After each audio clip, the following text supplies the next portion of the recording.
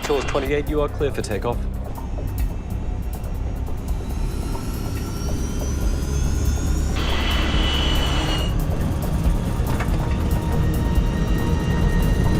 Knots. Stop! Don't hammer the brakes. Don't hammer the brakes. 137 people are on board this British Air Tours flight. Within minutes, nearly half of them will be dead. This should not really have happened. Evacuate! Evacuate! The aircraft didn't even get airborne. It didn't run off the runway, and yet still 55 people were killed. For investigators, it's a familiar routine. Reconstructing the final moments inside the cabin, analyzing the wreckage and the flight data recorders. In the end, they turn to a psychologist to help them figure out how a survivable emergency turned into one of British aviation's most horrific disasters.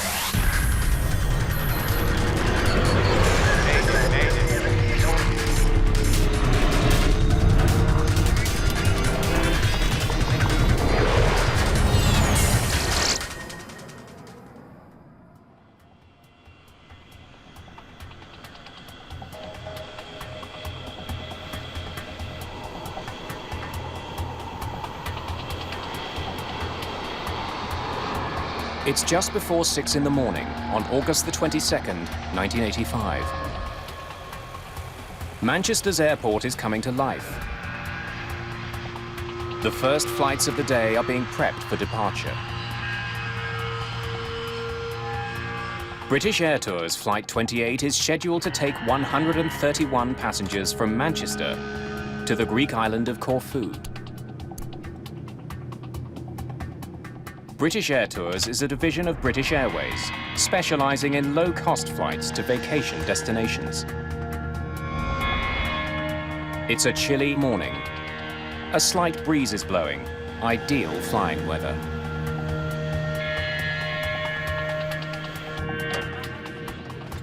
Most of the passengers on this early morning flight are traveling on vacation.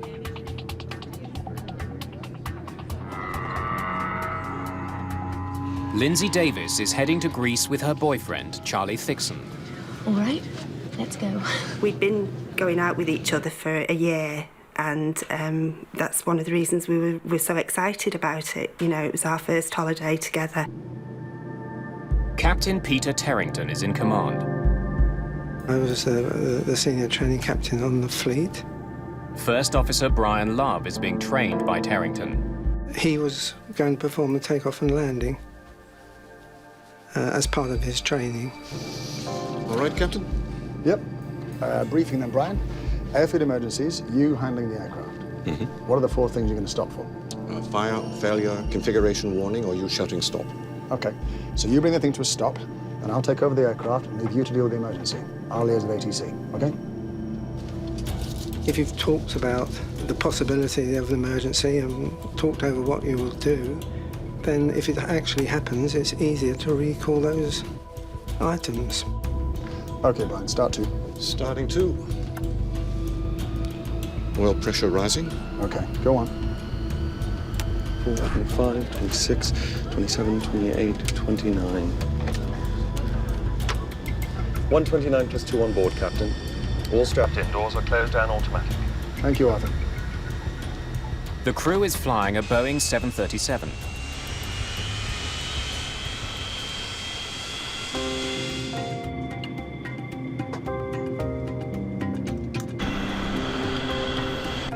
It takes just 4 minutes for the plane to reach the foot of the runway. Tours 28, you are clear for takeoff. The 737 has 3,000 meters to get to takeoff speed. The engines are pushed to high power. I was sitting by the window, looking out of the window. Everything was normal. The plane was going quite fast. 80 knots. Check.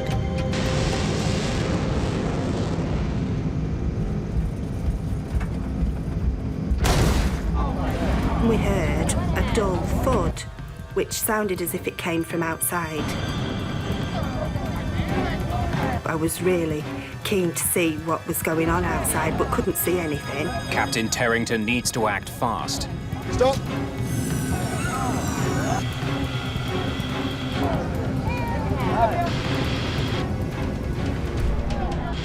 And the immediate reaction was to stop. We were quite a few knots below our decision speed, so I very quickly closed the throttles and applied reverse thrust. We could feel the aircraft slowing down, and Arthur said, "Oh, I think we've blown a tyre," and I didn't know, so we just waited to hear it. Don't hammer the brakes. Don't hammer the brakes. I thought the tyre might have gone and would cause damage to the undercarriage if we braked too strongly. Probably nothing. I wouldn't worry. And just assumed that maybe a tyre had burst, so I wasn't really alarmed at that point. My thought at that time was, oh, OK, we're going to get off this plane and probably have to move all the luggage onto another plane and take off.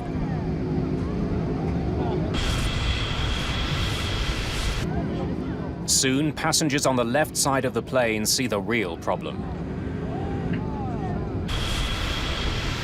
I could see orange flames inside the back of the engine. And at that point, I thought, it's obviously not a burst tyre, that wouldn't cause that, and this is perhaps something a bit more serious. Let me by. I'm not staying there. But at that point, I knew that I wanted to get off the plane, and I wasn't happy at all. I knew that there was a fire, and I just wanted to get away from the fire. Smoke is seeping into the cabin. Please sit down. My nearest exit was at the back. I didn't want to go to the back because the smoke was coming in there. So I decided in my mind that I was going to go through the front. I said to Charlie, Come on, we're going. and that's when I started going towards the front of the plane. Stop it. 28 Mike, we are abandoning takeoff. Looks like we've got a fire on number 1. Looks like there's a lot of fire. Thank you. Plane on fire, runway 24. From where he's sitting, Captain Terrington can't see how bad the fire is. He needs advice from the tower. We have to get the passengers off. I would do by the starboard side. Terrington decides to pull off the runway. Evacuate to the starboard side, please.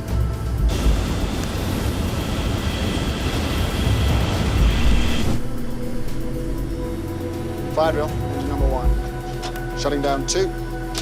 Evacuate! Evacuate! Please stay calm. Before the flight crew leaves the cockpit, they must complete a 15-step checklist. Parking brake. Set.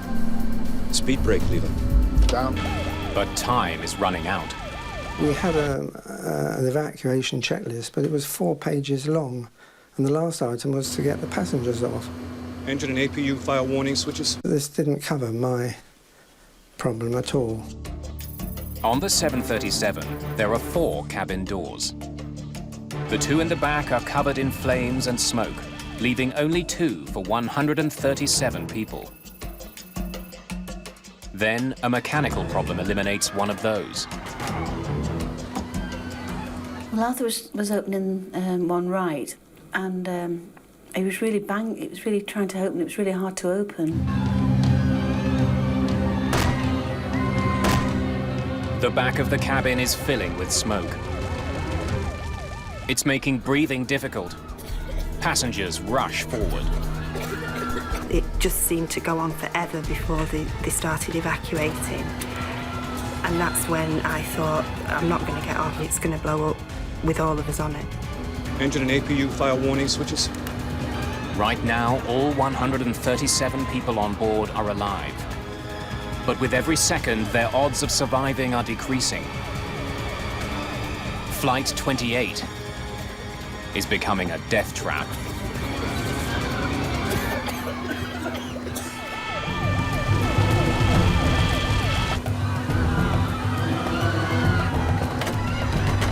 The jammed door on the right side of British Air Tours Flight 28 leaves the crew no choice. They must get the passengers out from the side of the plane that's burning.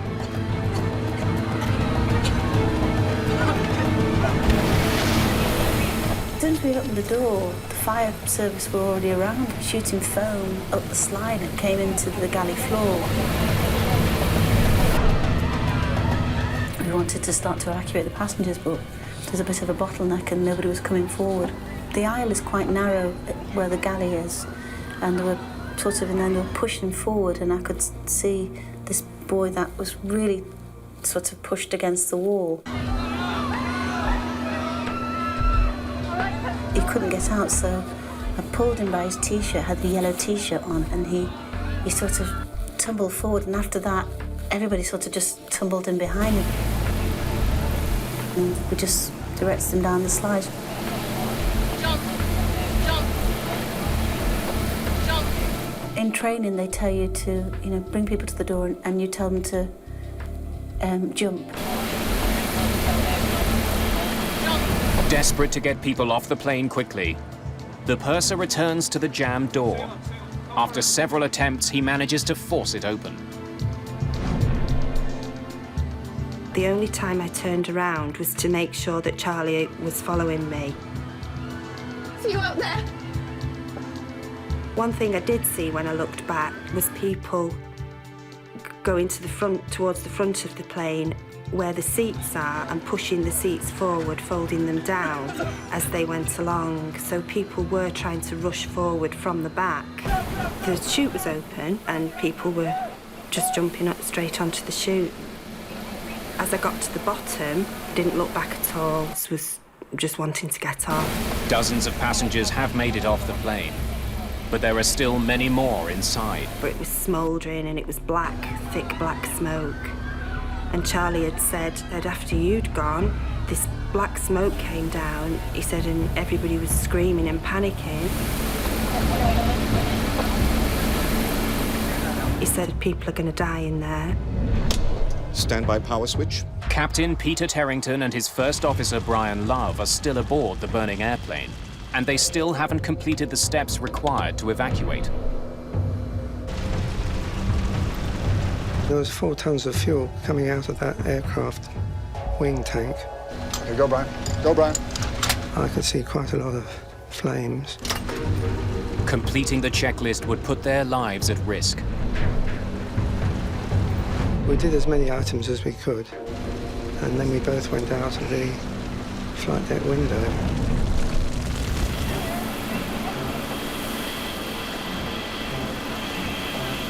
There are no more passengers at the exits, so Joanna Toff decides to see if anyone else is left in the cabin.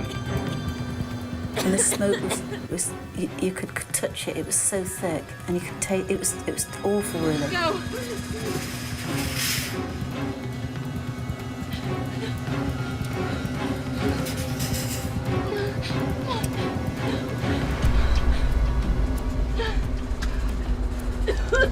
There was a young girl just a bit further down in the cabin, but she was really disorientated.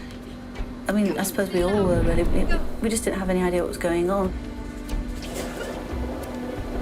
I just brought her down to the slide. She was taken off then. The fireman was telling me to come on, and I was thinking, well, I've not finished, we've not finished yet. When Toff re-enters the cabin, the thick smoke makes it as hard to see as it is to breathe. It was really dark and quiet. I'd never seen anything like it. And I could see the light from the door anyway by then, so I knew where the door was. The smoke forces Toff to abandon her search.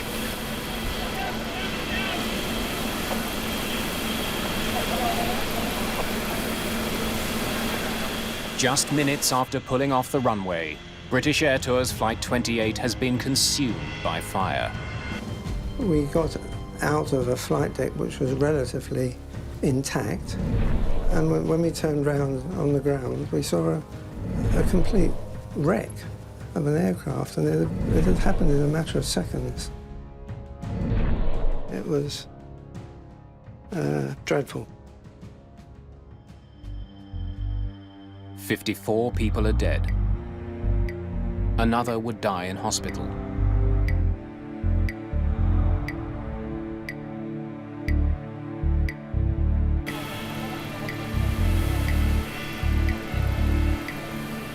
There was nothing wrong, really, with us. We thought nothing physical wrong with us. But our lives changed, you know, just in those few hours.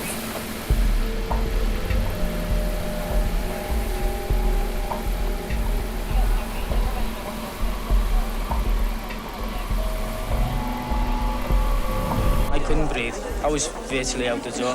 I couldn't breathe then. The smoke was coming in and everybody just stood up and ran out. It was just a mad panic getting out. Because when the smoke came, you just couldn't see anything at all. Couldn't see anybody. It takes 125 firefighters more than 2 hours to put out the fire. News of the disaster soon spreads around the world. British Prime Minister Margaret Thatcher flies to Manchester to visit the scene. When we get a terrible air crash of this kind, everyone is appalled and shocked. Every single aspect of this accident will be thoroughly investigated. It has to be. This is the 4th major commercial air disaster of the year. In June of 1985, an Air India jet exploded over the Atlantic Ocean. 329 people were killed. Weeks later, 137 people died when a Delta Airlines flight crashed at Dallas-Fort Worth Airport. And just 10 days before the Manchester crash, the deadliest single aircraft accident in history. Japan Airlines Flight 123, a fully loaded 747, slammed into a mountain, killing 520 people.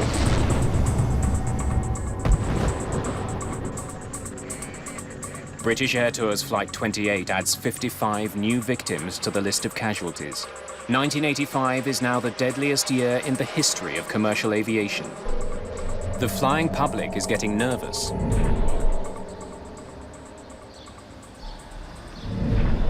Britain's Air Accidents Investigation Branch sends a team to Manchester to unravel the events that led to the catastrophe. Among them, Stephen Moss. He'll be inspecting the plane's engines. This should not really have happened. The aircraft didn't even get airborne. It didn't run off the runway, and yet still 55 people were killed. Chris Prothero is also on the team. His focus is on the fire. We were aware from initial reports that the fire had entered the aircraft very rapidly as the aircraft came to a halt, and that was a focus for me. It doesn't take too long for Stephen Moss to figure out where the trouble started. He sees damage to the plane that was not caused by fire.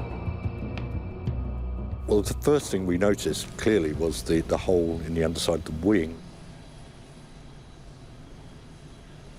And right next to it was a gaping hole in the side of the engine. It seems that one had led to the other.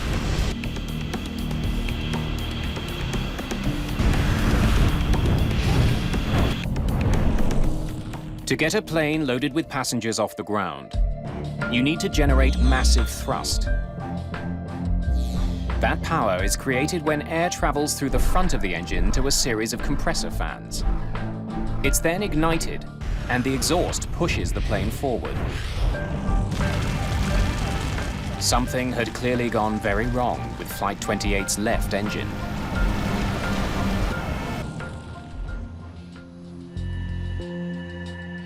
Investigators look for clues on the runway and in the cabin, hoping to discover why so many people died.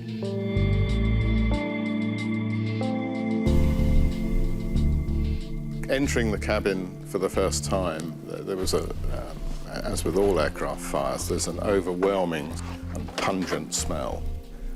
Burning plastic, burnt fuel, burning material had dropped down onto seats, and so the aisles were filled up with the remains of overhead lockers. A scene of devastation. The damage in the cabin is revealing. It's almost completely charred up high, but is relatively intact down low. It was clear that there had not been flashover in this particular case. A flashover occurs when the gases in an enclosed space become so hot that they ignite, incinerating everything around them.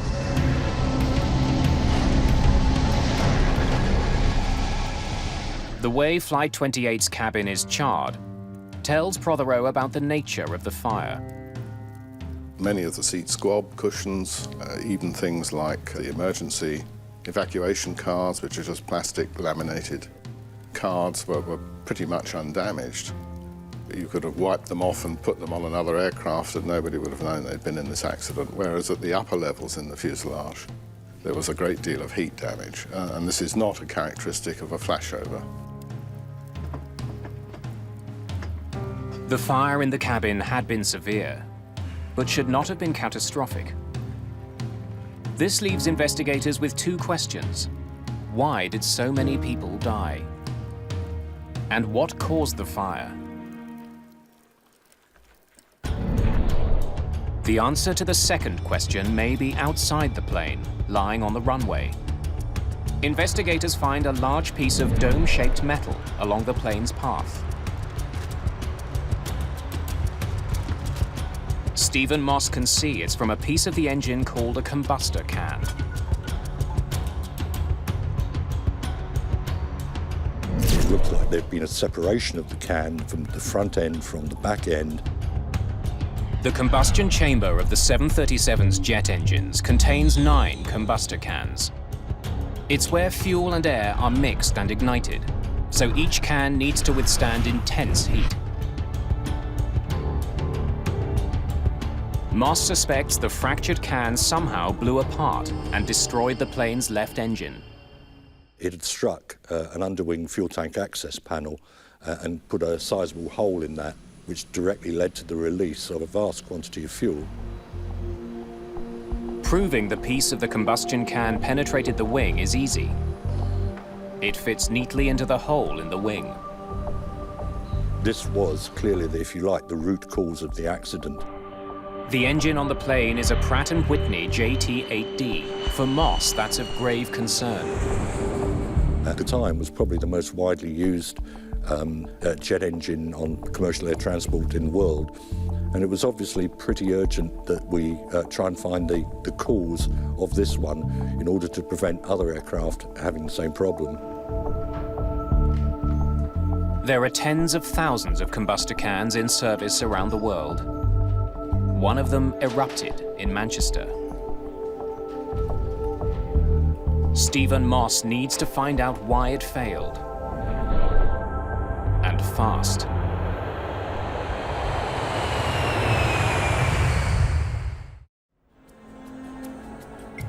Investigators looking into the deadly fire on board British Air Tours Flight 28 study the plane's maintenance log. They discover the combustor can that ruptured had previously been repaired. We needed to look at that repair and how effective it was. During a routine inspection a year and a half earlier, mechanics had found small cracks in some of the combustor cans.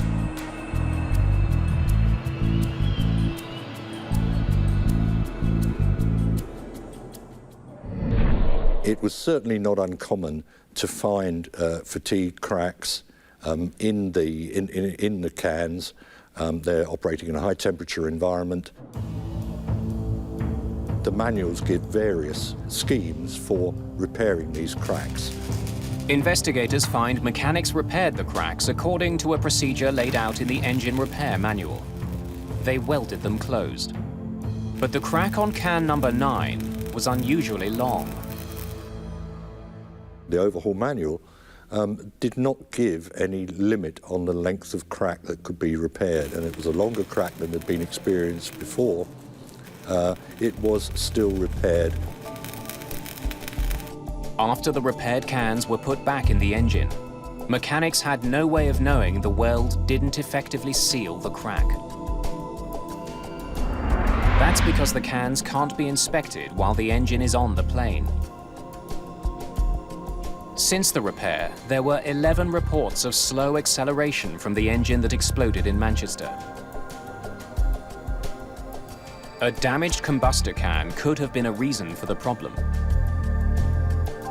But troubleshooting guides available to mechanics in Manchester didn't list that as a potential cause. Instead, Pratt & Whitney offered other ways to fix the acceleration problem. It didn't seem to ring any great alarm bells with them, if you like. They'd seen it before, and it had never turned out to be anything serious. So mechanics in Manchester made minor adjustments to fix the plane's idle speed and kept the plane in operation. Cockpit voice recordings reveal that the crew of Flight 28 was aware there was a problem with slow acceleration. Slow acceleration on number 1 engine day before yesterday. I was on the flight, yes, sir. Engineers signed off on it. But the log entry led Captain Terrington to believe that the problem had been fixed. A comment in the TET log for the flight before the last one, that the engine was slow in accelerating. It wasn't apparent as a serious problem because the engineers had done some work and the aircraft had been flying the previous day with no problems. The idle speed adjustments didn't fix the real problem, the cracked combustor can. And it reached the breaking point on Flight 28. Stopping. 28 Mike, we are abandoning takeoff. Evacuate! Evacuate! Please stay calm and don't panic.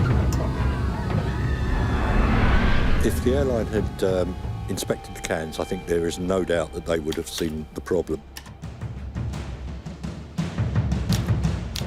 Investigators now know the origins of the Manchester disaster. The welded crack in combustor can number 9 gave way as Flight 28 sped down the runway. The front of the can was ejected from the engine and put a hole in the underside of the left wing. That led to a huge fuel leak onto the damaged engine, which caused the fire. Engine fires are not uncommon. The body of a 737 is insulated with fire-retardant material to protect the cabin. Investigators still don't understand how a fire outside the plane spread into the cabin as quickly as it did. Fire Inspector Chris Prothero finds part of the answer from viewing photographs of the plane as it sped down the runway. It was clear from these photographs that there was a very dynamic phase to the fire whilst the aircraft was at speed on the runway, which produced this energetic, turbulent, sort of blowtorching type of fire, visually anyway, trailing behind the aircraft. A press photo from the day of the crash leads Prothero to a new theory. The photographs of the aircraft that appeared in the press showed the left thrust reverser deployed. The general impression that one got visually from that photograph was that the thrust reversers had effectively blowtorched fire against the side of the fuselage, and that, if you like, was the explanation as to why the fire had penetrated so quickly. That photograph and the implications of it actually therefore loomed quite large. Stop! There are several ways to bring a speeding jetliner to a halt. One is with the brakes. Don't hammer the brakes. Another is with the engine's thrust reversers. Thrust reversers redirect the exhaust from the jet engine forwards. This helps slow the plane down. It looked as though the thrust reversers had simply blown this big fire on the left of the aircraft directly onto the side of the aircraft, directly onto the rear fuselage. That would explain why the fire destroyed the cabin so quickly. It now seems possible that Captain Terrington made the fire worse by trying to slow his plane down. But Prothero has two good reasons to doubt his theory. One is the location where charring from the burning exhaust gas, or efflux, was found.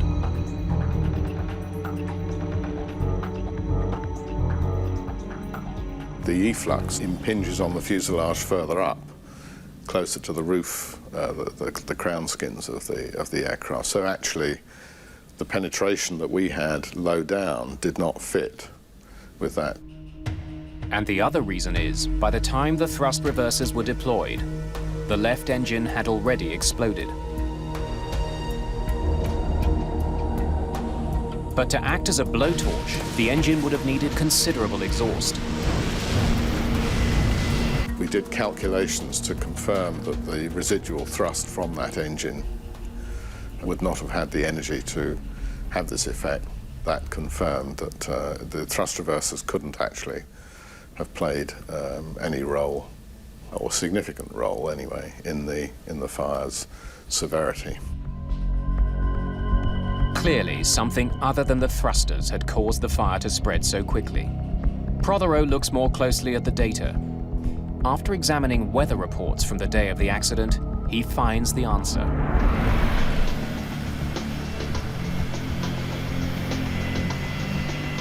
The wind was the main factor that determined the severity of the fire in terms of its attack on the outside of the aircraft, how rapidly it penetrated the aircraft, and it also affected the conditions inside the cabin.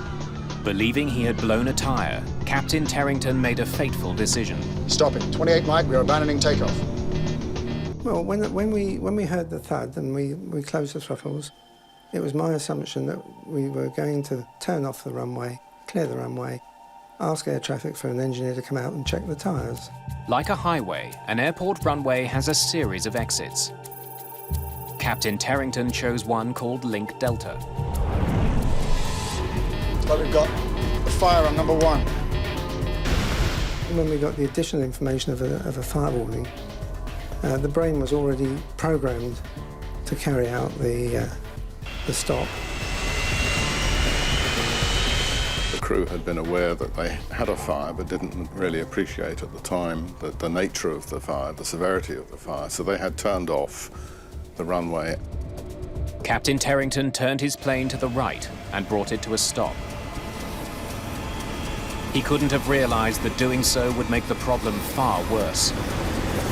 There was a crosswind, a slight crosswind, from the left side of the aircraft that was carrying the fire that was burning from the fuel that was pulled underneath the left wing. It carried that fire aft, rearwards, and took over and under the rear fuselage, in between the wing and the tailplane. The wind wrapped the fire around the back of the plane and into the cabin. If there'd been no wind at all, I think the situation would have been very much more benign. Investigators have discovered how the fire started and the conditions that caused it to penetrate the cabin. Now, investigator Ed Trimble must solve the biggest mystery surrounding the Manchester accident.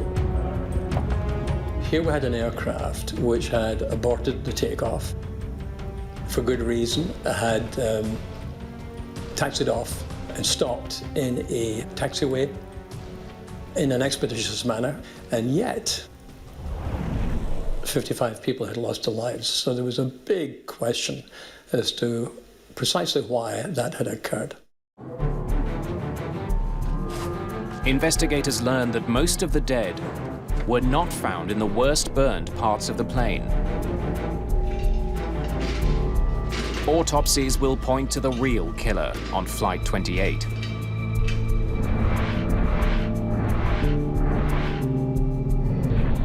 Of the 54 people who died in the cabin, only 6 had suffered serious burns.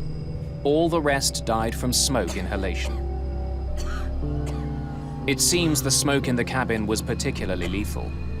Survivors tell investigators that the smoke was unbearable. The smoke was really black, and it was almost touching. It was really weird.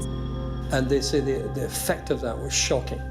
Immediately you took one breath of the smoke, you began to feel debilitated, and you knew that if you took another breath or two, you weren't going to make it. At the time of the Manchester accident, the effects of fire on an airplane had been well studied and understood, but the effects of smoke were not. To figure out what made the smoke so toxic, Trimble decides to recreate the fire that burned on Flight 28. We were trying to model not only the gases which were produced, but also the kind of threat levels which were produced. The smoke that filled the plane was from materials burning inside the cabin. The foam in the seats, the wool in the carpets, and the plastic overhead bins all release poisonous fumes. Those conditions are recreated by burning those same materials. Trimble discovers the passengers on Flight 28 inhaled smoke that contained a deadly blend of poisonous gases, including high levels of carbon monoxide and hydrogen cyanide. Now he desperately needs to find out if there's any way to protect airline passengers from that kind of smoke. So it seemed to me pretty clear that unless we could protect people's respiratory systems from the assault from such combustion gases, there was little that we could do to improve survival chances from aircraft fires. Over the course of 5 weeks, investigators run dozens of tests, experimenting with different filters.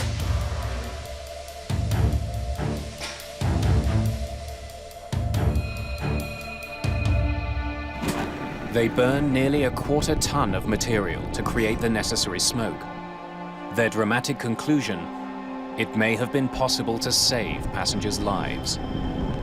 There was not the slightest doubt in my mind that in these situations, in an aircraft cabin, if it is being assaulted by combustion gases, your chances of survival are vastly improved if you have smoke hood protection.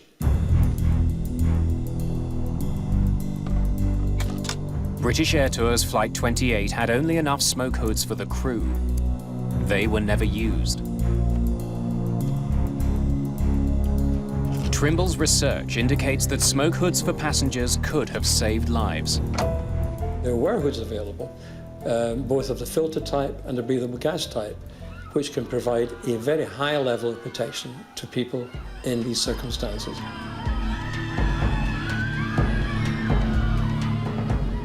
Many of the passengers on Flight 28 would have survived with a few more minutes of breathing time. It was in a blink of an eye, you know, from the time, you know, we stopped on the runway, you know, just within a few minutes, you know, it was all over, really. A full Boeing 737 is designed to be evacuated in less than 2 minutes. So even without additional time, more of the passengers on Flight 28 should have been able to get off. To discover why so many people never made it off the plane, investigators turned to an unlikely source for the answer.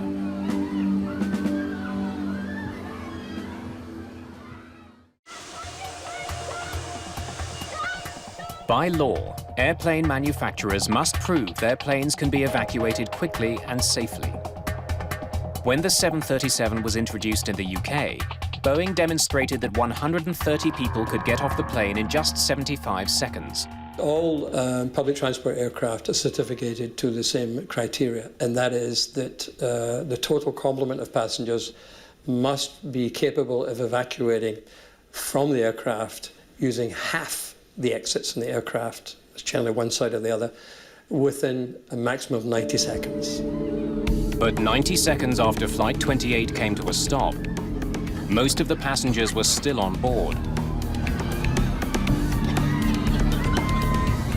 The reason why the evacuation in Manchester wasn't achieved in 90 seconds is because the conditions in a real fire evacuation are completely different from the certification conditions.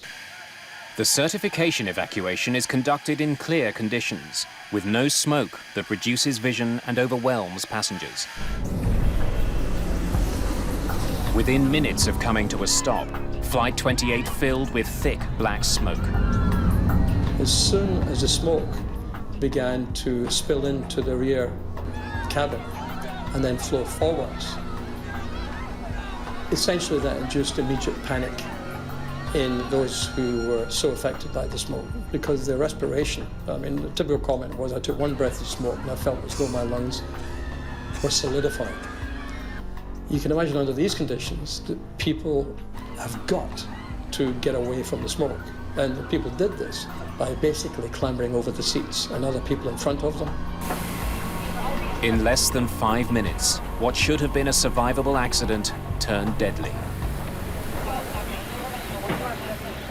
To prevent future tragedies, Britain's Civil Aviation Authority decides to learn more about people. Helen Muir is a psychologist and a leading expert on how airplane design can influence survival. She's asked to study the behavior of passengers on Flight 28 to figure out why so many died. What we had to learn to do was to design the aircraft interior so even if we had what we might say was dysfunctional behaviour in totality, we could accommodate the needs of individuals and their desperate rush to get out.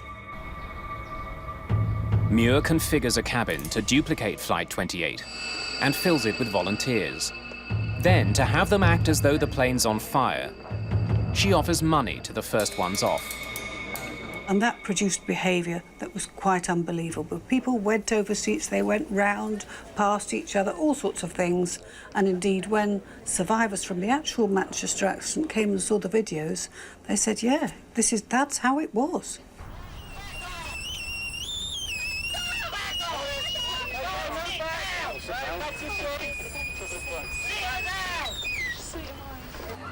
The evacuation of Flight 28 was slowed by the fact that passengers became jammed in the bulkhead opening separating the main cabin from the galley. Investigators discover the logjam was created by the design of the Boeing 737. The bulkhead opening was 22.5 inches wide, just enough for one person to fit through. But what they wanted to know was how much wider would they have to make it for people not to get stopped and blocked. We were trying to do as much as we could to recreate the situation which had happened at Manchester and then to systematically vary the aircraft interior to see what changes would improve the situation for passengers. Muir's tests showed the narrow bulkhead opening created bottlenecks that flight attendants had to constantly clear. Increasing the width to 30 inches greatly improved the movement of passengers.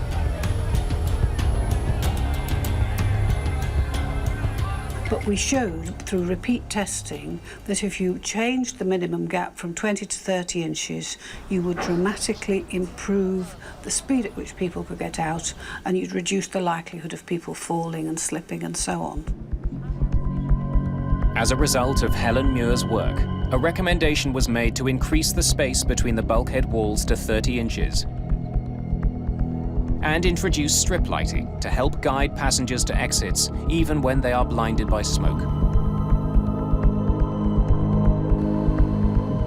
Muir also found a way to improve cabin safety without redesigning the cabin. Please sit down. She conducted research on the behavior of the cabin crew in emergencies and found that passengers get off a plane much faster with a highly assertive crew.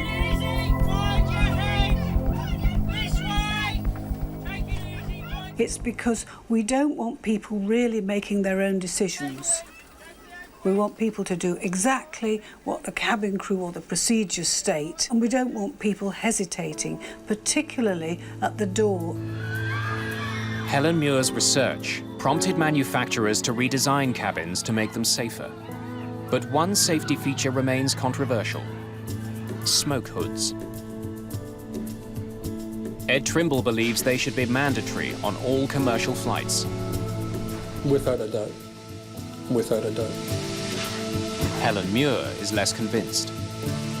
She's studied how smoke hoods affect passenger behavior and is worried they would slow down the orderly evacuation of an airplane.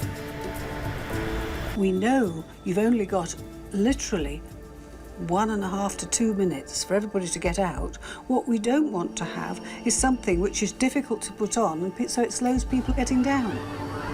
The most important lesson of British Air Tours Flight 28 is that seconds matter. It's now universally accepted that it takes 90 seconds from the first sign of fire before it becomes unsurvivable. The passengers on Flight 28 lost valuable time when the starboard side door jammed. The investigators determined that the slide mechanism deployed too early, preventing the door from opening. There was a flaw that led the slide container's lid to jam if the door is opened too quickly. After the Manchester accident, Boeing quickly redesigned the system so that couldn't happen.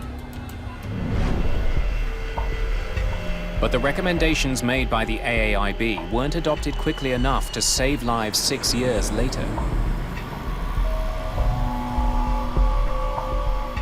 In 1991, a Boeing 737 slammed into another plane on the runway in Los Angeles and caught fire.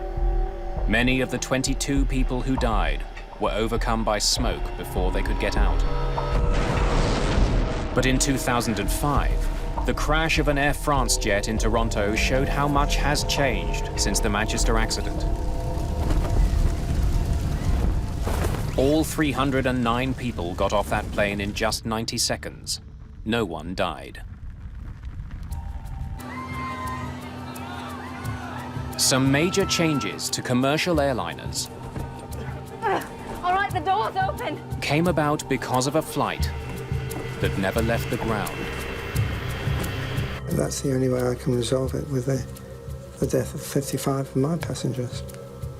The fact that flying is now safer. I can't imagine anybody, you know, doesn't wish that it hadn't happened. You know, despite what's been learned and despite maybe the subsequent lives that have been changed, you know, you'd give anything for it not to have happened.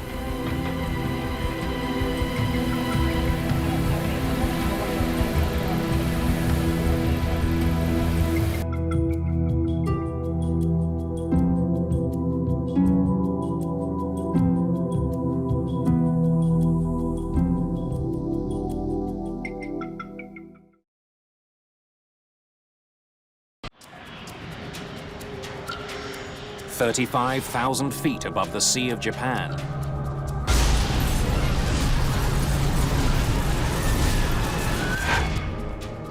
Korean Air 007, unreadable. We're experiencing rapid decompression, descent to 10,000. The pilots have lost control of their plane. Speed brake is coming out. A 747 with 269 people on board plunges towards the sea. Within hours, the story began circulating in Washington that the Soviets had been involved. This shocking incident escalates tension between two bitter rivals. The investigation is mired in secrecy and deception. It's up to investigators to find the answer before the crash of a passenger jet leads to an all-out war.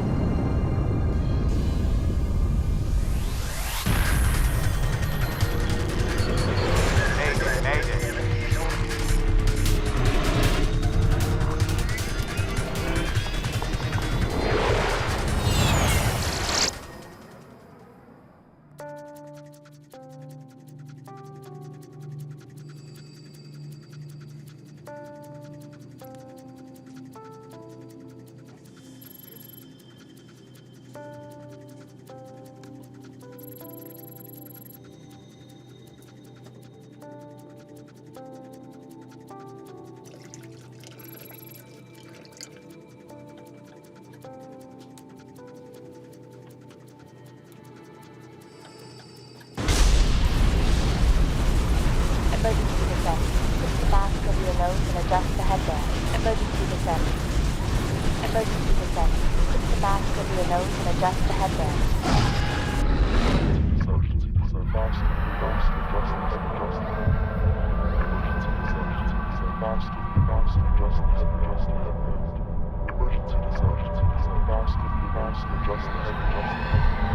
Emergency descent. Put the mask over your nose and adjust the headband. Emergency descent. Put the mask over your nose and adjust the headband. It's just after 2 in the morning aboard KAL Flight 007. Korean Air 007, position over Nippy, estimating NOCA 1826132.0. After a brief layover in Anchorage, a Korean Airlines 747 is on its way to Seoul. The marathon flight originated in New York 13 hours ago. Captain Chun Byung-in has nearly 11 years' experience flying for Korean Airlines. Before that, he served 10 years in the Korean Air Force. This leg of the flight is a 6,100-kilometer journey over the North Pacific. Once the plane is in the air, there is very little for the pilots to do. Ladies and gentlemen, we'll soon be serving breakfast before we land in Kimpo, which will be in about 3 hours.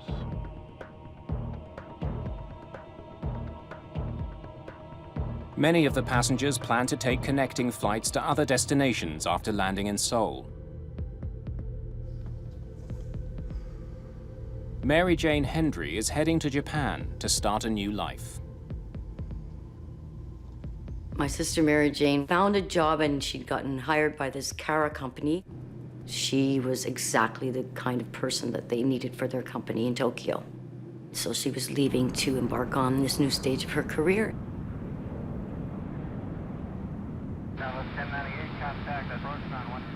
Just 15 minutes behind them is the plane's sister flight, KAL 015. Korean Air 007. Go ahead, Korean Air 015. What are you doing? The flight crews chat to help pass the time. Go see the leaves. We're experiencing an unexpectedly strong tailwind. How much of a tailwind? 35 knots from 040.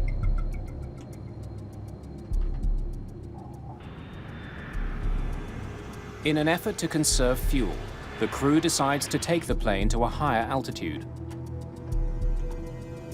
Tokyo Center, Korean Air 007. Korean Air 007, Tokyo. Korean Air 007 requests climb 350.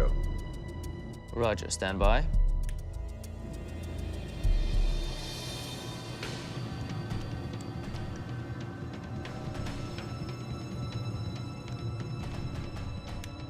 Korean Air 007, climb and maintain flight level 350. Roger, Korean Air 007, climb and maintain flight level 350.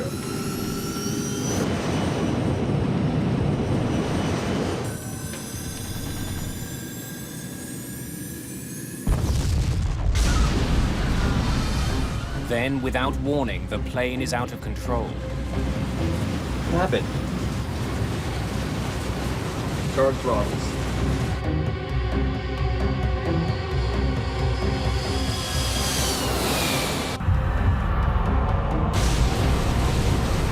Landing gear. Landing gear. The crew extends the landing gear in an effort to stop the plane from climbing. Altitude is going up. Altitude is going up. Altitude is going up. Speed brake is coming out. I can't descend.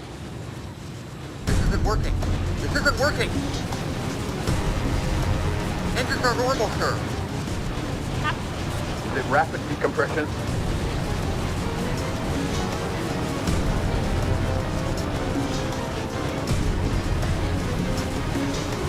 Tokyo Center, Korean Air 007. Korean Air 007, Tokyo. We are experiencing rapid decompression. Descent to 10,000. Korean Air 007, unreadable, unreadable. Radio check on 10048. Stand by, stand by, stand by. Headband. Emergency descent.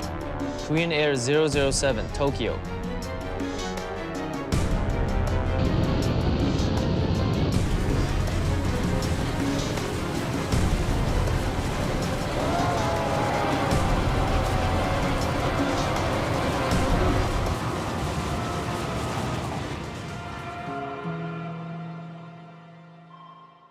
Korean Airlines Flight 007 and all 269 people on board have vanished.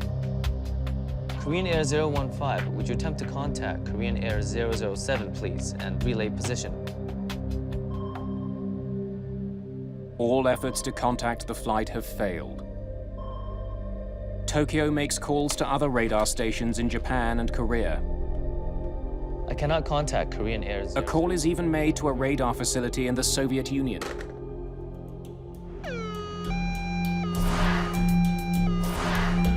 Relatives nervously await news of the missing flight. The company that Mary Jane was going to work for, they apparently had phoned and said Mary Jane's plane hadn't arrived and that something had perhaps gone wrong with the plane. But at that point, we didn't really know anything. There was concern that it had been either forced to land or crashed, or within hours, the story began circulating in Washington that the Soviets had been involved. As the world waits for news about the incident, US military officials make a horrible discovery. At a top-secret surveillance facility, they've been monitoring Soviet transmissions. It appears the unthinkable has happened. At the time of the flight's disappearance, US soldiers heard what they thought was a routine Soviet training mission. При нарушении государственной границы приблизиться к цели и уничтожить.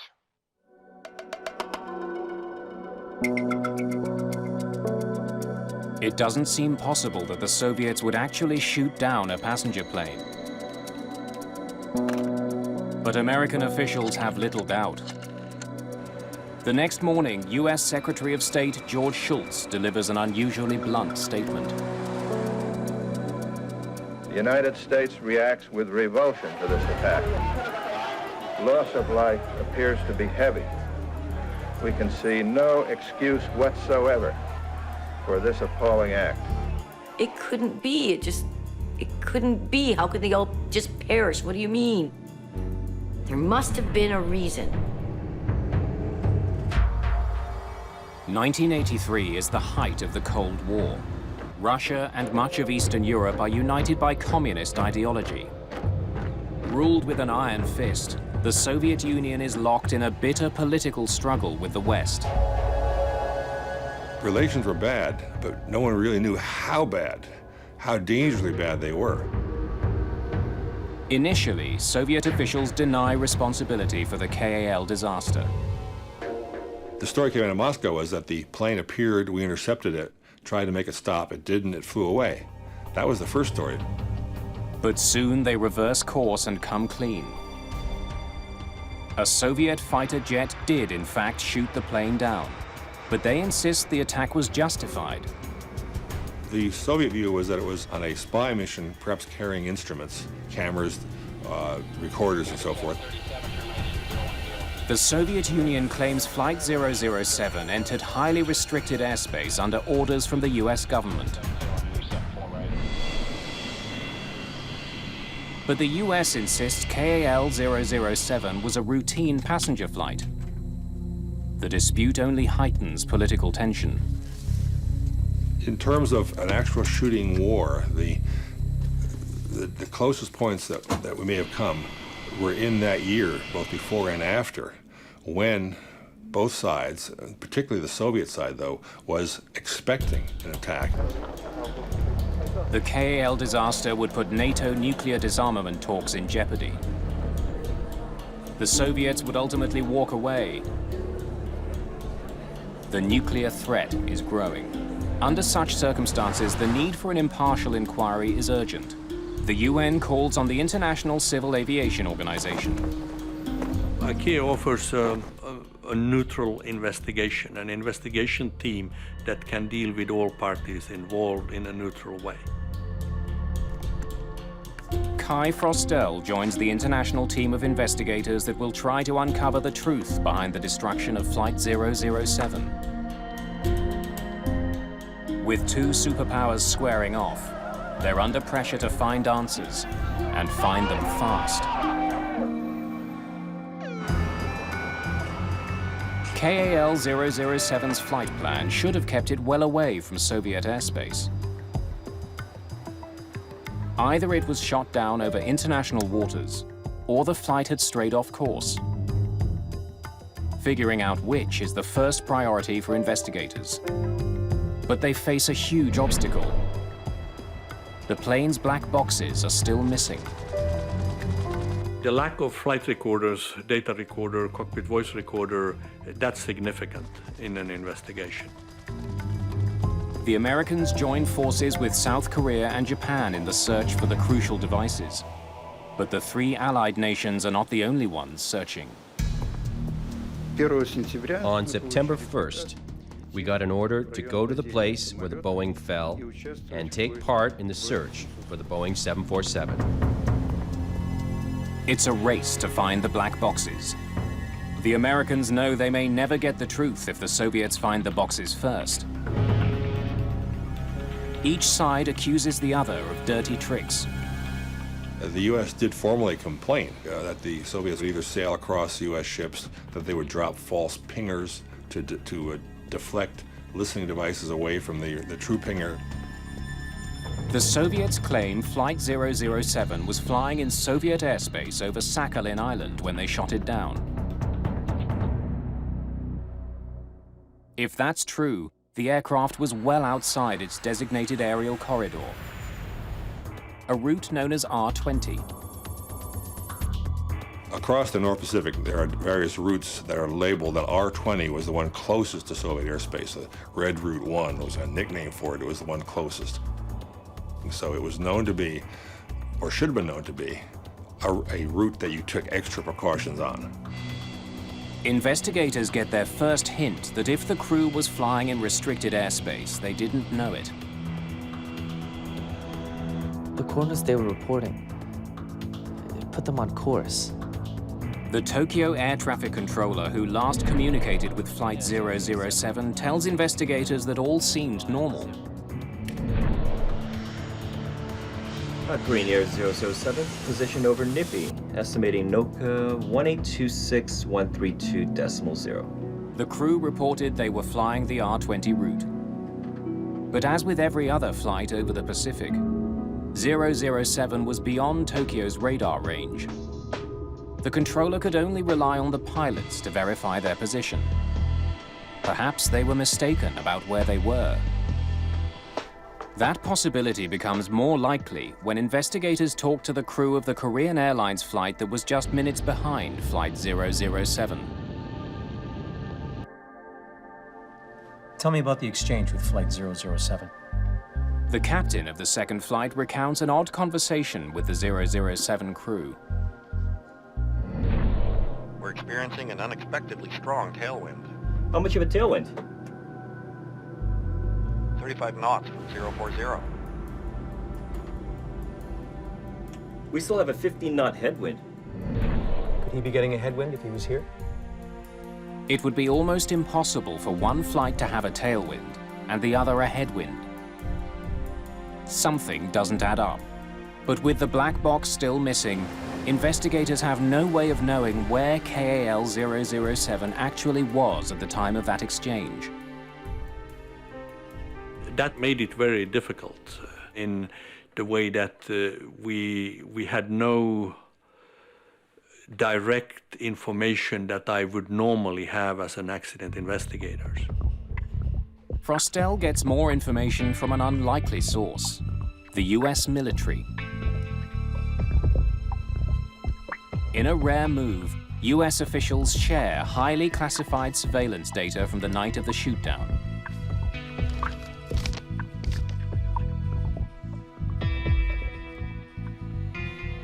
A top-secret technology called passive radar can track the movements of every military and civilian plane around the globe. What it reveals about KAL 007 is stunning. The plane was way off course. For almost its entire journey across the Pacific, the flight had been drifting north. By the time it was shot down, Flight 007 was 560 kilometers, or 350 miles north of where it should have been, and had already flown in and out of Soviet territory. The Soviets were telling the truth. And then it becomes a question of determining why was it off course that much. To find the answer, investigators turned their attention to the navigation system on board the 747. It's called INS, the Inertial Navigation System. The INS that was used on this airliner, like most in that time period, had an accuracy of about half a mile of drift per hour. Very accurate. It would get you where you wanted to be. The system relies on coordinates, or waypoints, entered into the flight controller.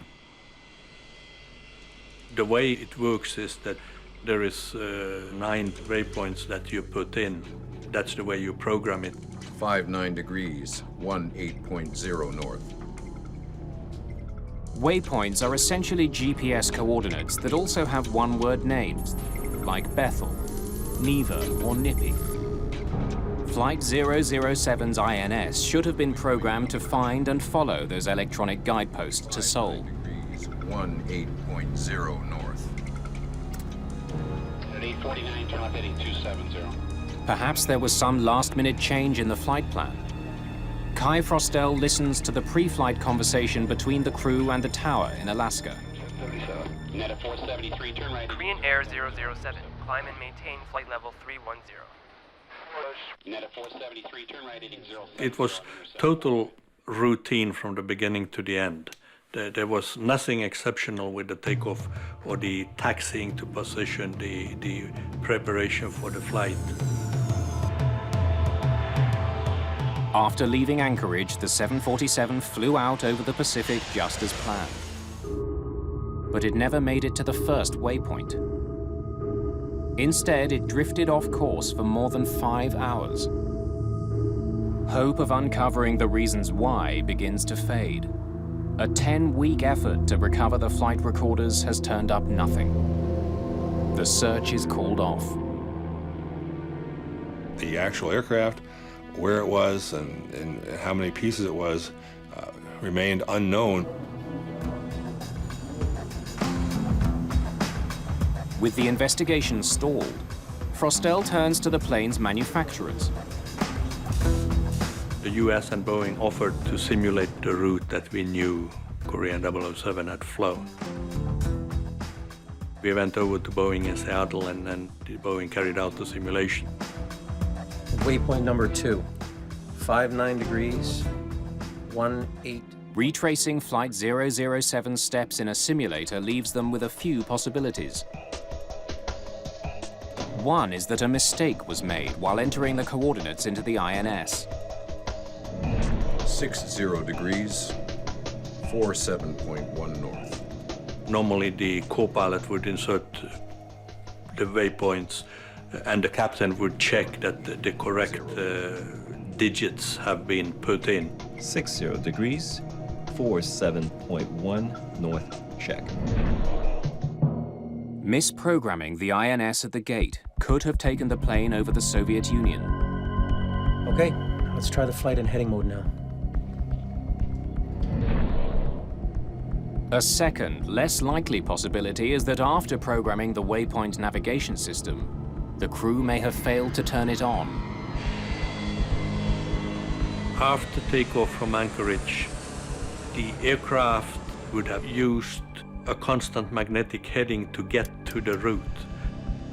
It's a standard procedure to begin a flight using a magnetic compass heading for direction. Soon after takeoff, pilots must activate the navigation system so it can lock on to the first waypoint. And if it was forgotten in that constant magnetic heading, it would continue over Soviet airspace. The magnetic heading would have kept the plane flying in the right direction, but along a very different route than the one planned. Captain Chun was a distinguished pilot with years of experience. Forgetting to switch the autopilot to INS mode would have been an astonishing error. At this point, Frostel can only speculate why Flight 007 was off course. But what's even harder to understand is why the Soviet Union would risk starting a war by shooting a plane down. The Soviets resorted to deadly force to punish this intruder. It's like shooting the paper boy in your front yard at night because you think he might be breaking into your house.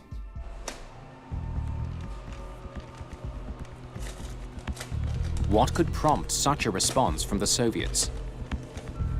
Investigators get their answer from the US military. Though Flight 007 may not have been on a spy mission that night, another plane was, a US Air Force RC-135. They were tracking an RC-135, which was doing very, very slow figure eights off the coast with its own listening devices, waiting for a Soviet missile test. The spy plane was near the Soviet border in the path of the KAL jetliner. When their paths crossed, the two planes may have been indistinguishable on Soviet radar. When 007 came in over Soviet airspace, the Soviet Union assumed it's an RC-135. Along came this intruder, and they just fell into the patterns that they had prepared in advance for such an intruder. On violation of state border, approach target and destroy. But disturbing questions remain.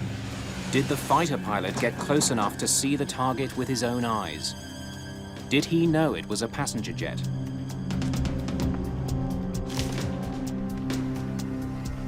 Requests to speak to fighter pilot Gennady Osipovich are refused. And for the time being at least, those questions are left unanswered. In December 1983, less than 4 months after the disaster, ICAO releases the findings of the investigation. Though lacking hard evidence, the report concludes Flight 007 strayed into Soviet airspace by accident, due to pilot error in operating the navigation system. I would almost call it the best guess based on all the work and the factual information we had in 1983. For them to summarize that the plane was there by accident, as far as I'm concerned, that's not the answers we wanted to hear, and we believed that there was further investigation to do. The key to this mystery remains locked inside the plane's black boxes, which are assumed lost forever beneath the sea.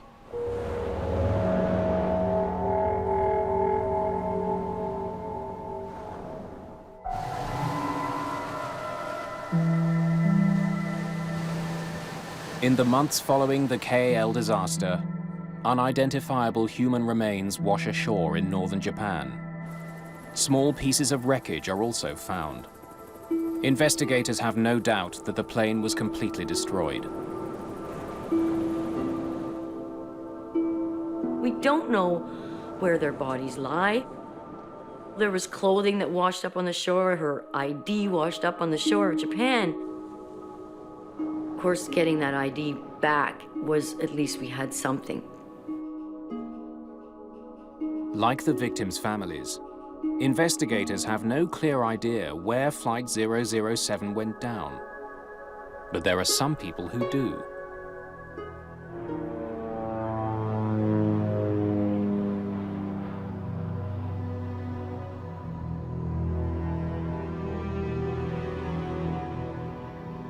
Top Soviet officials are hiding the fact that 1 month after the incident, not only did they find the wreckage, they also found the all-important black boxes.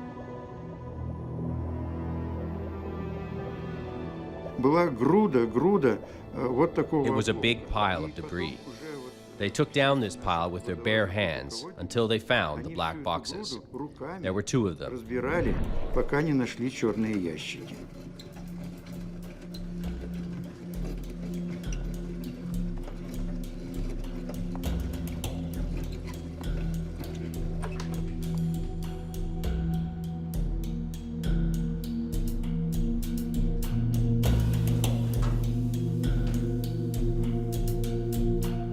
But the Soviets keep the boxes to themselves.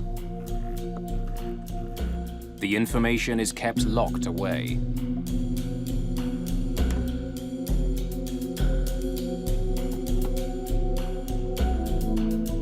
Until nearly 10 years later,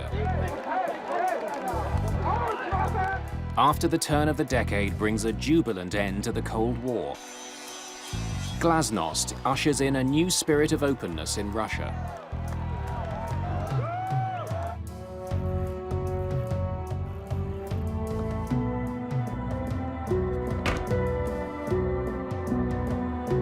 Eager to break with the past, the new administration in Moscow decides to go public.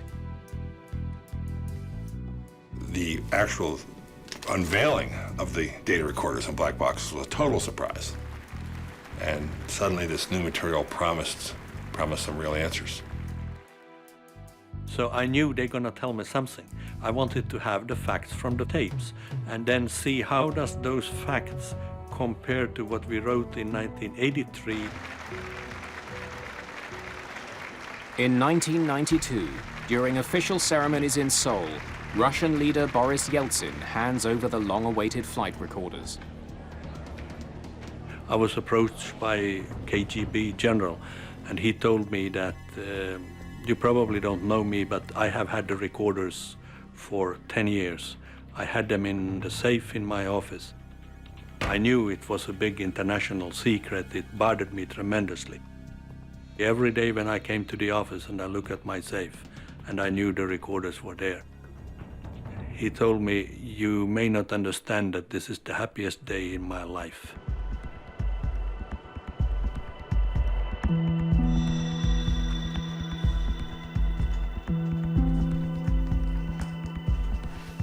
Kai Frostel is asked to lead the new team of investigators based in Paris. And as a clear indication that the times have changed, Vladimir Kaufman, a Russian avionics expert, joins the team. Он, так сказать, ничем особо не выделялся. At the time, I was working at the Civil Institute of Aviation and was an air crash investigator. This was an international investigation of a very high level. Очень высокого уровня.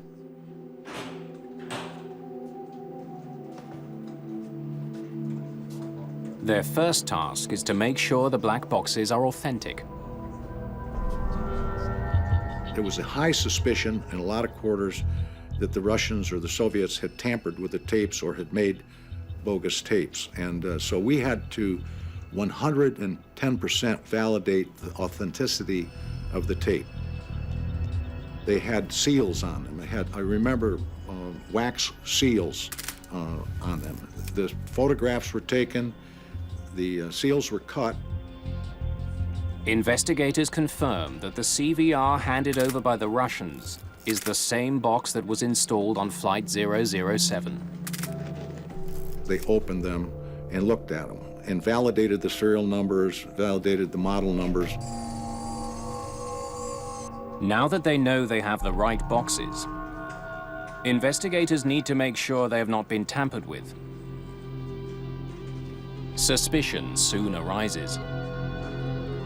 During the cleaning process, they noted that there had been some breaks in the tape and had been spliced by the Russians. It is not uncommon for a tape to break during the impact of a crash. But distrust of the former Soviet Union runs deep. First, they examined these areas of the splices where it had broken, and they did that on this high magnification photograph. One of the techniques that the French had that I hadn't seen before, it wasn't used in the United States, was a photo analysis machine. They could do this with this optical high magnification. They could actually see the magnetic waves. The test confirms that no data was added or removed from the cockpit voice recorder when it was spliced together. 565, what was the altimeter again? Finally, investigators can listen to the tape, confident that every word is authentic. What? It's already time for breakfast. What do you know? Let's eat later. But all they hear is idle banter from the crew. I heard there's a currency exchange at the airport. What kind of money? Dollars to Korean money. It's in the domestic building. Back to 010-4 American 737. There is not a word on the tape to suggest the crew was on a spy mission. Just a totally routine conversation, and either these guys are the most cold-blooded actors and falsifiers ever, or they really were totally clueless about where they were. Sadly, I think the latter's the case.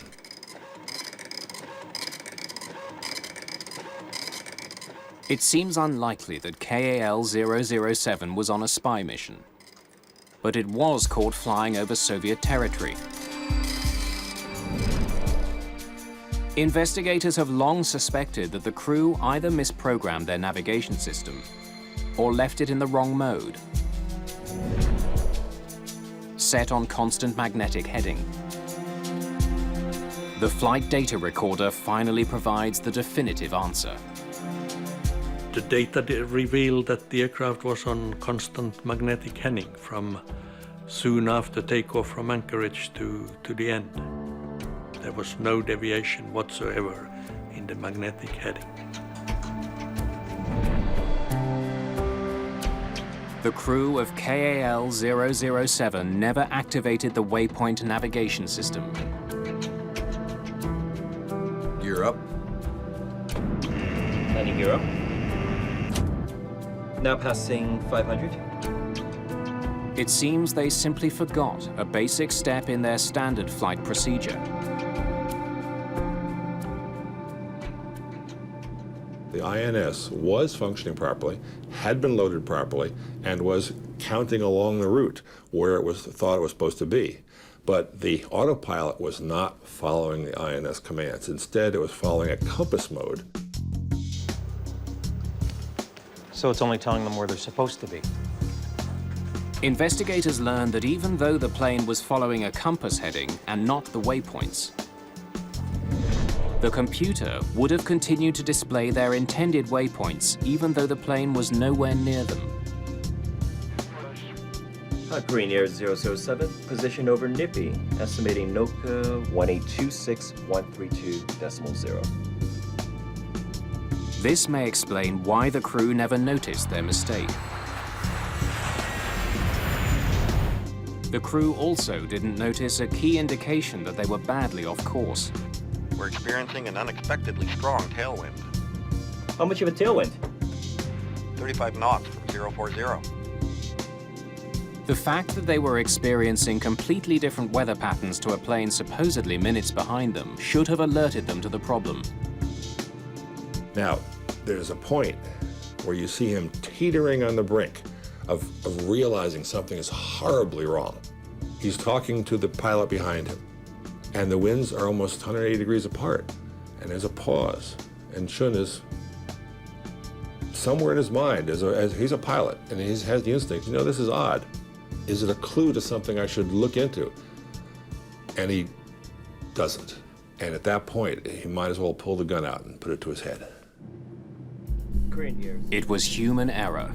A complacent crew in the middle of the night had their flight computer on the wrong setting, and then didn't notice they were straying off course.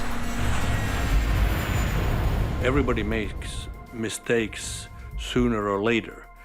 Good pilots make mistakes. Not so good pilot makes mistakes. We're all making mistakes.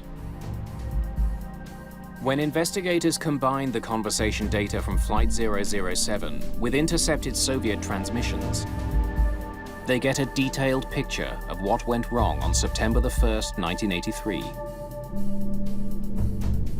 The pilots believed they were on course.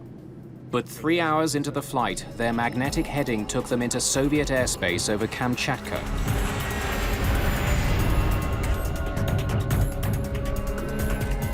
The Soviet military had been tracking a US reconnaissance plane. Там американский самолет-разведчик. There was a real American spy plane. It was there. There were two planes that looked alike. When KAL penetrated the border, the perception was that this was the plane. As the passengers sleep through their long journey, the Soviets scramble fighters to intercept the plane. The identity of the plane was just not known. The clues that it was a lost civilian airliner, well, might have been there. The clues that it was a 135 didn't add up, but the Soviets involved didn't have time to think it through. Target traveling at high speed and approaching border. But the fighters are not fast enough. The plane leaves Soviet airspace and continues along its heading to Seoul. They figured that they'd just been spooked, but that was all over. Unfortunately, for everyone involved, it wasn't. The airliner is just seconds from flying over the island of Sakhalin. So Sakhalin was prepared.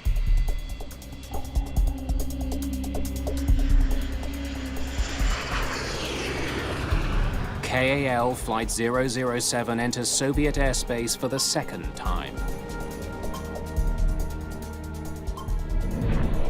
Ladies and gentlemen, we'll soon be serving breakfast before we land in Kimpo, which will be in about 3 hours.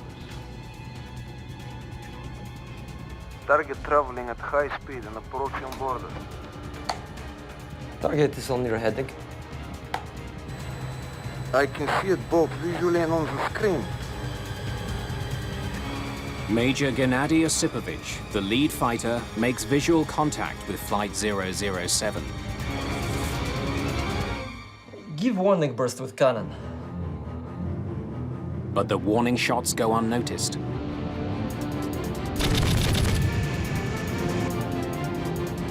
Take up position for attack.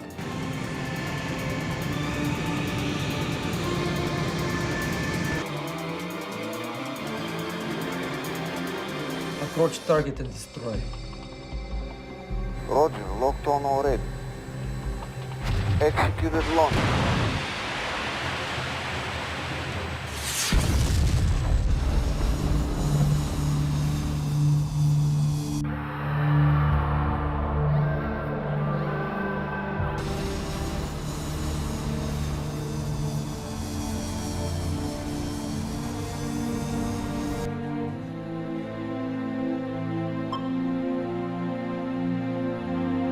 Target is destroyed.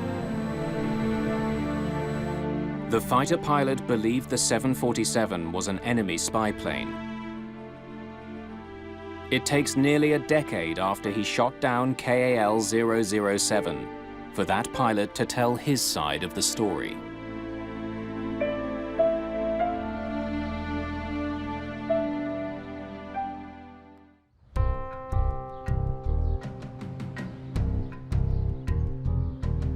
Investigators have long wondered what Major Gennady Osipovich saw and did after he was ordered to intercept an intruding aircraft in 1983. After nearly 10 years and the collapse of the communist regime, he finally tells his side of the story. I saw the plane. It did look like a civilian plane because there was a flashing light on its tail and one on the top. But you can disguise any plane like this. You can put a flashing light on and you've got a civilian plane. So I did not have any thoughts about this. Give warning burst with cannon.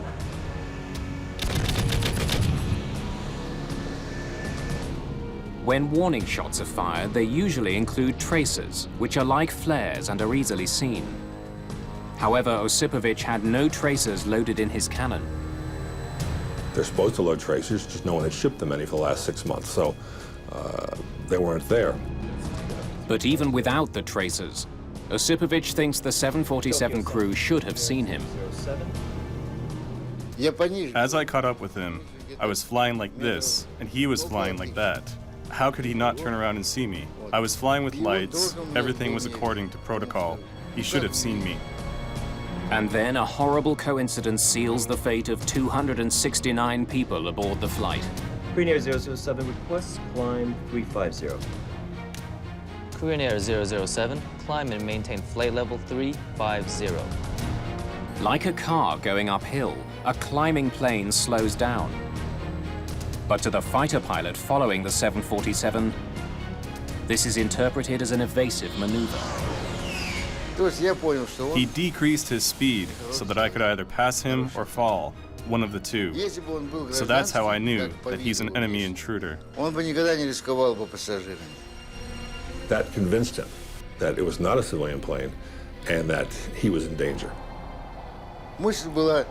My only thought was to catch and stop. This is what we were trained to do. I fell a little behind him and banked down, made a snake maneuver, put some distance between us, because otherwise, the rockets would not have locked on. He's running out of time because the airliner was approaching international waters. Take up position for attack. Roger, locked on already. Executed launch. Osipovich fires 2 air-to-air missiles. They travel 2,000 kilometers an hour towards the jetliner. One of them explodes near the tail, damaging vital controls and hydraulic lines. The warhead also tears a hole in the fuselage, causing a rapid decompression in the cabin. I saw the first explosion right under the tail, and that's it. The lights of the trespasser went out, and I went home. Emergency descent. Put the mask over your nose and adjust the headband. Emergency descent. Put the mask over your nose and adjust the headband. In the time that they lost pressurization to a certain point indicated that the hole would have been approximately 1.75 square feet. The crew managed to fly the crippled plane for several minutes. Immediately after the missile impact, the aircraft climbed to flight level 380, and then it descended about 5,000 feet per minute. The stricken jetliner plummeted towards the Sea of Japan, with most of its passengers likely still conscious. And that's when the recording stops.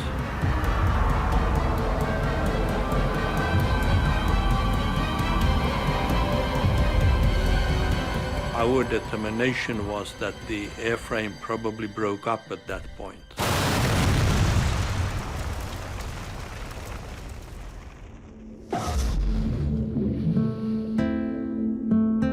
To this day, Gennady Osipovich is convinced he shot down a spy plane. I knew they wouldn't order me to intercept if it was a civilian plane or cargo plane. Only if it was a trespasser. We weren't blaming him. But some families did. They certainly did. They said it was his fault and he pressed the button and he shot them down and they were looking to blame somebody. It was clear that he was living with what he had done, and what he had done in order for him to live and to sleep was to believe that it was a spy plane, there were no passengers on board, that he had not killed 269 people. And that's the way he wants to believe it, and I'm not going to blame him for wanting to believe that. In 1993, Kai Frostel has the evidence that he sorely lacked when he issued his first report. He can prove how the Korean pilots blundered and ended up off course, and how the Soviet pilot interpreted the situation. The destruction of Flight 007 is ruled an accident. Frostel recommends that all passenger planes be equipped with a clear indicator that the autopilot is in heading mode. The tragedy of 007 is that it didn't have to happen. It was not inevitable. It was a series of accidents, a series of misunderstandings, a series of bad decisions that had been primed ahead of time. When my sister Mary Jane said goodbye to me at the airport, she hugged me so tightly. And I said, Mary Jane, I feel like I'm never gonna see you again. Korean 007 has had a great effect on my life. It has been close to my heart. That has been very sad for me. My sympathy and condolences all these years have gone out to the families.